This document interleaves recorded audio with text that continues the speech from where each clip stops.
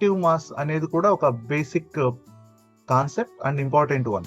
So ఏం చెప్తుంది ఇది, ఏంటి అసలు ఇంతకీ ఈ ఎఫెక్టివ్ మాస్ అంటే, ఎప్పుడైతే క్రిస్టల్లో ఎలక్ట్రాన్ అనేది మూవ్ అవుతుందో ఆ క్రిస్టల్లో ఉన్న చార్జెస్ వల్ల జనరేట్ అయిన ఫీల్డ్ వల్ల దీని మాస్ అనేది చేంజ్ అవుతుంది. ఆ చేంజ్ అయిన మాస్నే మనం ఏమంటామంటే ఎఫెక్టివ్ మాస్ అంటాం. దేనికి ఉపయోగపడుతుంది ఇది అంటే, మనం సెమీ కండక్టర్ లో కీ రోల్ ప్లే చేస్తుంది ఈ ఎఫెక్టివ్ మాస్ అనేది, రైట్?